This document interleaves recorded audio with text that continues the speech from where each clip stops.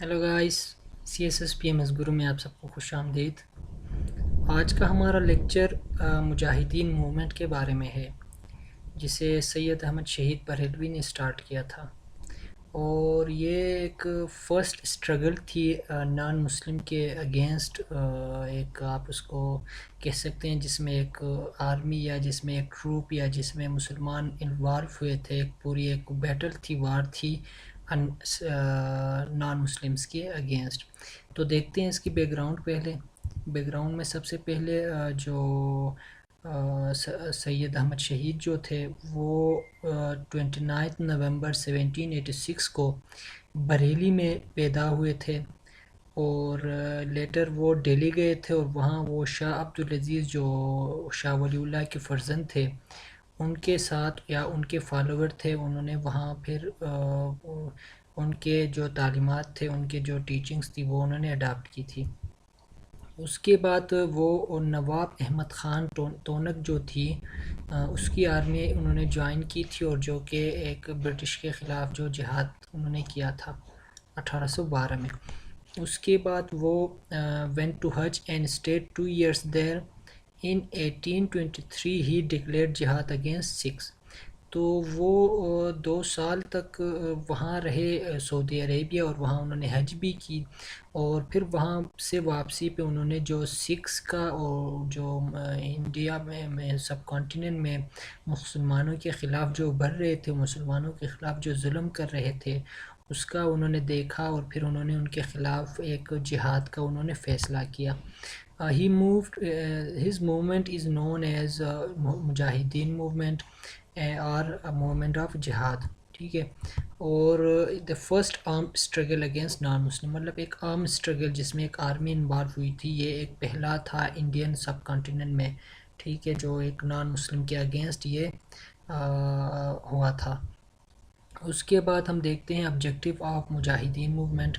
مجاہدین موومنٹ کے مین آبجیکٹیوز کون کون سے تھے، مین جو اس کی ایمز جو تھی وہ کون سی تھی۔ پہلا جو آبجیکٹیو جو تھا مجاہدین موومنٹ کا وہ یہ تھا کہ توحید کے اوپر، مطلب اس ٹائم ایک ان اسلامک یہ ٹیچنگز جو تھی، یہ ایک اسلام کے خلاف اس طرح کے کچھ کام ہو رہے تھے، اور ایسی پریکٹسز مسلمانوں کے اندر آئی تھی جس کا پھر یہ جو اللہ کی وحدانیت جو تھی اس سے کافی دور ہوتے جا رہے تھے۔ تو آبجیکٹیو آف مجاہدین موومنٹ، مطلب مجاہدین موومنٹ کا جو مین آبجیکٹیو جو تھا وہ توحید کے اوپر تھا، کہ preach the university of Almighty اللہ، کہ اللہ کی وحدانیت کو زیادہ سے زیادہ تبلیغ کیا جائے، لوگوں کو بتایا جائے، کہ مسلمانوں کو بتایا جائے کہ آپ بھول رہے ہو، جو آپ کا مین مقصد ہے اس دنیا میں آنے کا وہ آپ بھولتے جا رہے ہو۔ اس کے بعد سیکنڈ جو تھا آبجیکٹیو وہ ٹیچنگ آف اسلام تھی۔ توحید کے بعد پھر دوسرا آبجیکٹیو جو تھا وہ یہ تھا کہ جب آپ توحید پہ عمل کرتے ہیں، جب اللہ کو ایک مانتے ہیں، تو آپ اسلام کی جو ٹیچنگس ہے وہ بھی فالو کرنا ہوگا۔ اس کے بعد انہوں نے کہا تھا کہ اسلام کی جو ٹیچنگس ہے وہ آپ فالو کر لیں، to revive the teachings of Islam and prepare the Muslims to pass their lives simply according to the teaching of Islam. مطلب جو ٹیچنگز آپ اسلام کے وہ آپ جو بھول چکے ہو اس کو آپ دوبارہ ریوائیو کر لو، اور اپنی زندگی اسلام کے ٹیچنگز کے مطابق گزار لیں۔ اس کے بعد پروٹیکشن آف اسلامک ویلیوز، اور جو آپ توحید پہ آپ نے عمل کی، ٹیچنگ آف اسلام پہ آپ نے عمل کی، تو جو ویلیوز ہیں اسلام کے جو ویلیوز ہیں وہ آپ نے پروٹیکٹ کرنے ہوں گے، to protect the Muslims against such acts and ideas which are contrary to Islamic values. مطلب اسلامک ویلیوز، اسلامک کی جو ٹیچنگز ہیں، اسلامک کی جو ویلیوز ہیں، توحید ہیں، اس کو جب آپ عمل کرتے ہو تو پھر اس کو آپ پروٹیکٹ بھی کرنا شروع کرو گے۔ مطلب جو چیزیں، جو ریچول اسلام نے آپ کو بتائی ہیں، جو سیریمنیز اسلام نے آپ کو بتائی ہیں، جو ٹیچنگز آپ نے کو اسلام نے بتائی ہیں، جو ویلیو اسلام نے آپ کو بتائی ہیں، اس کو پھر آپ نے پروٹیکٹ بھی کرنا ہوگا۔ جو برٹش اور کرسچن مشنری جو کام کر رہے ہیں اس کے اگینسٹ آپ نے بھی کام کرنا ہوگا، آپ نے بھی جو اپنے ویلیوز جو ہیں اس کو پروٹیکشن دینی ہوگی۔ اس کے بعد انہوں نے کہا تھا کہ یہ ساری چیزیں جب آپ میں آئیں گی، آپ توحید کو مان رہے ہو، آپ ٹیچنگ آف اسلام کو مان رہے ہو، پھر آپ کی ویلیوز کو پروٹیکٹ کرو گے تو پروٹیکشن میں آپ کو مسئلے مسائل آئیں گے، آپ کو پروٹیکشن کرنا مشکل ہوگا، تو اس مشکل کو حل کرنے کے لیے آپ نے نکلنا ہوگا اور آپ نے جہاد کرنا ہوگا. جب تک آپ ان کے خلاف جہاد نہیں کرو گے، جب تک آپ سکھ کے خلاف جہاد نہیں کرو گے، ہندو کے خلاف جہاد نہیں کرو گے، ان سمپل ورڈز نان مسلمز کے خلاف آپ جب تک جہاد نہیں کرو گے تو تب تک آپ ایک توحید یا ٹیچنگ آف اسلام اور جو پروٹیکشن آف اسلامک ویلیوز ہے وہ آپ کے لیے کرنا مشکل ہو جائے گا. اس لیے جو مین آبجیکٹو جو تھا مجاہدین موومنٹ کا وہ جہاد کے اوپر تھا. جس طرح یہ نام سے ہی آپ سمجھ سکتے ہیں کہ مجاہدین موومنٹ.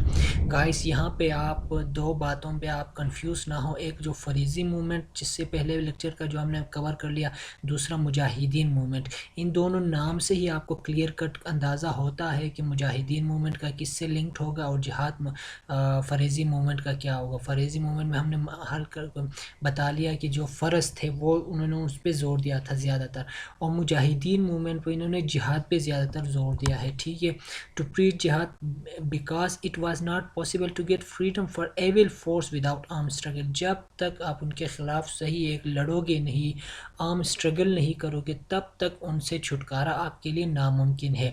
جب تک آپ ان سے لڑو گے نہیں تب تک آپ کو کیا مشکل ہے؟ آپ کو مشکل ہے پروٹیکشن آف اسلامک ویلیوز، آپ کو مشکل ہے ٹیچنگ آف اسلام، اور ایون آپ کو مشکل ہے توحید. ٹھیک ہے، تو ان سب کو آپ نے جب حل کرنا ہے، جب آپ نے ان کو اڈاپٹ کرنا ہے تو اس کے لیے آپ نے جہاد کرنا ہے.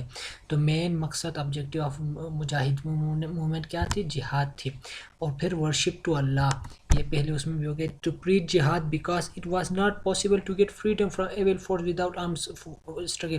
یہ ورشپ ٹو اللہ یا جہاد یہ اس لیے ہے کہ جب تک آپ ان کے خلاف لڑو گے نہیں تو آپ ورشپ ٹو اللہ کس طرح کر پاؤ گے.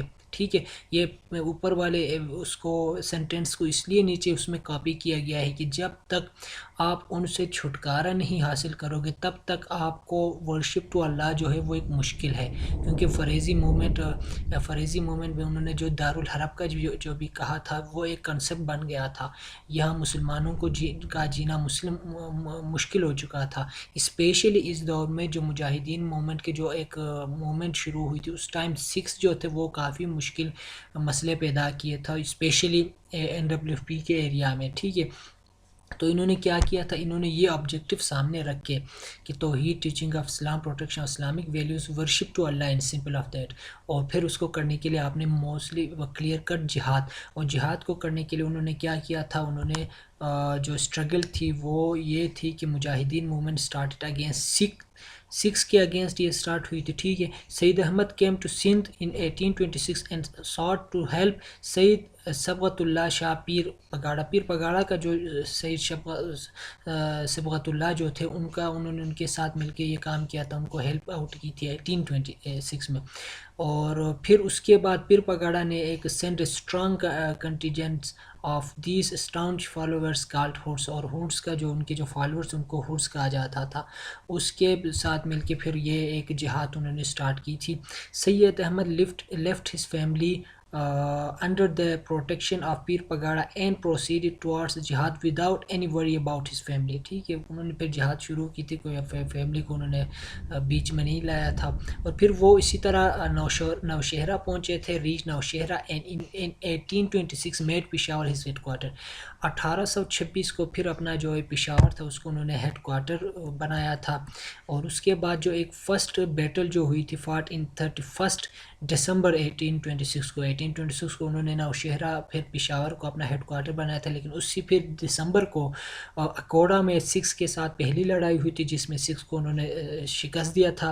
اور جو دوسری لڑائی ہوئی تھی وہ پھر ہازرو میں ہوئی تھی، اس میں بھی انہوں نے پھر سکس کو شکست دیا تھا. اور پھر اس سے یہ جو شکست دیے تھے اس سے کافی ایک the victories inspired a number of Pathans, sorry یہاں پہ پٹھان نہیں یہ پشتون ہے. ٹھیک ہے، یہ پٹھان جو ہے ایک ورڈ یہ پھر ایک برٹش کی وجہ سے ایک ورڈ ملا تھا، اصل میں سے پشتون ہے. These victories inspired a number of Pashtun tribe to join jihad movement and rose to 80,000 and Sayyid Ahmad given the title of Amir al-Mu'minin. 80,000 تک جو لوگ تھے انہوں نے اسی وجہ سے، اسی بیٹل کی وجہ سے جو ان کی کامیابی ہوئی تھی اس کی وجہ سے 80,000 جو لوگ تھے وہ اس میں شامل ہوئے تھے. اسے پھر امیر المومنین کا بھی ایک ٹائٹل دیا گیا تھا. لیکن پھر بیچ میں جو ایک وہاں کے ایک رنجیت سنگھ جو تھے مہاراجا، اس نے سردار یار محمد اور ان کے بھائی جو سلطان محمد خان تھے جو اس ٹائم گورنر تھے NWFP کے، ان کو انہوں نے پھر تھوڑے رشوت دے کے اس طرح ان کو پھر کنسپریسی سٹارٹ ہو گئی تھی اور ان کی وجہ سے یہ مسئلہ ہوا تھا. پھر ڈس لائلٹی آف ٹرائبل لیڈرز، جو ٹرائبل لیڈرز تھے ان کو پھر انہوں نے خرید لیا تھا اور اس کی وجہ سے یہ ایک جو تھا ایک بالا کوٹ میں پھر بعد میں the disloyalty of tribal leaders disheartened him and he changed his headquarter to Balakot, اور اس کی وجہ سے انہوں نے جو ان کا ہیڈ کوارٹر تھا وہ پھر بالا کوٹ میں چینج کیا تھا. اینڈ لاسٹ بیٹل فاٹ ان 6 میں 1831 ویئر ہی مرٹرڈ، اور وہاں پہ پھر 1831 کو جو لاسٹ بیٹل ہوئی تھی اس میں اس کی پھر وہ شہید ہو گئے تھے. تو یہ ہمارا مجاہدین موومنٹ کے بارے میں تھا، اور امید ہے کہ آپ کو اس کی کنسیپٹ کا اندازہ ہو چکا ہوگا. اور ملتے ہیں اگلے لیکچر میں، تب تک اپنا خیال رکھیں. اللہ حافظ.